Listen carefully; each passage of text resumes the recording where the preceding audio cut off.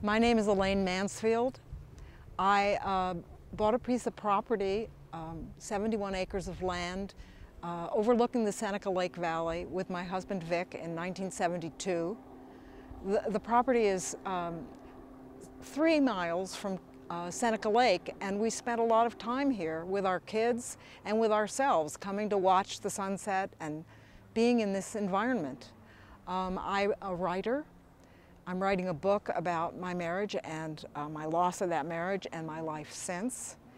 And I am very active with Gas-Free Seneca, which is trying to save Seneca Lake from this industrial facility that they're planning about 6 miles from where I stand right now, or where I sit right now, down the lake, right close to Watkins Glen.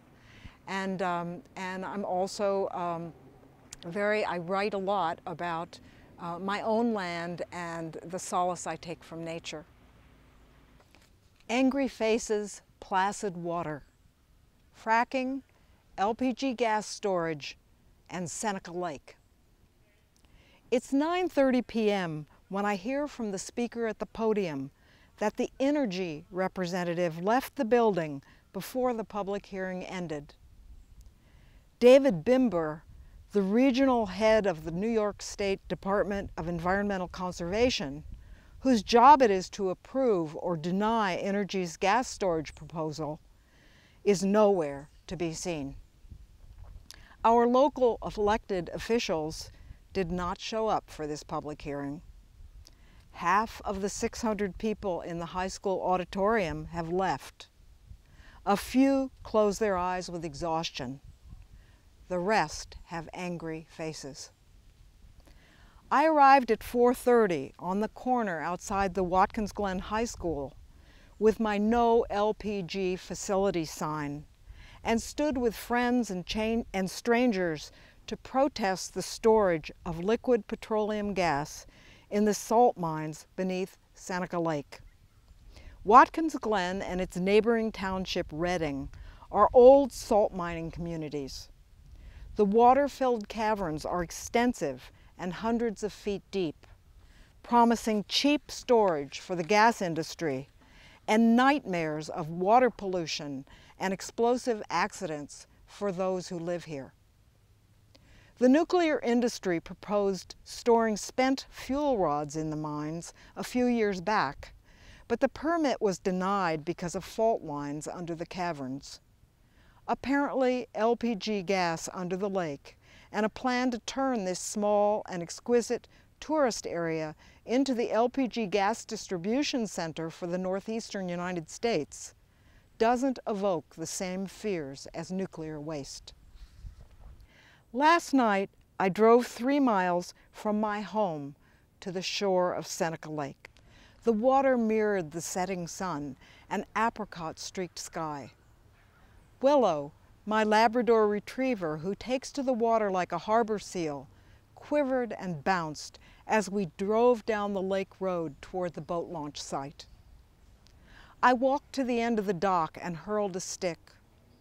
Willow launched her sleek brown body off the dock, belly flopped with a splat, and pumped toward the stick.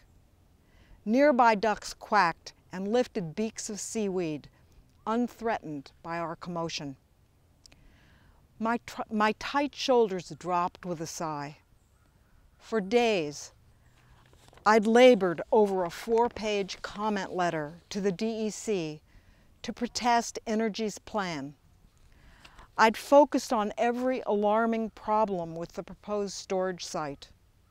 Just above the lake, they plan a 14-acre brine pond, an industrial flare, and a noisy industrial facility. There are nearly 100 salt mines nearby. The possibilities are staggering. In the high school auditorium, my exasperation ties me in knots. I want to run away from the ugly feelings, mine and everyone's.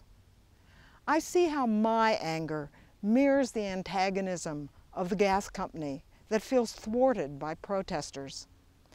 Anger closes my heart and makes me forget that we are on this planet together, living and dying together. Chagrined, I turn to what has helped me survive many hostile town and county government meetings this year. I chant an ancient name of the lake inwardly, silently, as a healing prayer for her and for myself. Ganun dasaga, takarnio de. The modern name Seneca Lake comes from the Seneca Indians who once lived here. Michael DeMunn, a local conservation forester and writer whose grandmother was a Seneca Indian clan mother, told me his grandmother said the lake loves hearing her true name, which is roughly translated as lake in the hills. When I repeat the sounds, my heart opens, and I remember to hold a calm center in the midst of frustration, betrayal, and human greed for cheap energy. We need a miracle to protect you, Mother Lake. You are beautiful and vast, the deepest and largest of the Finger Lakes. You are the home of many living beings besides humans.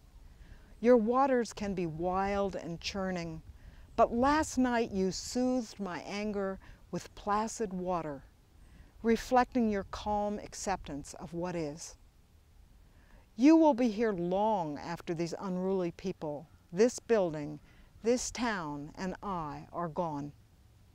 May we leave you clean and full of life for those who come after us.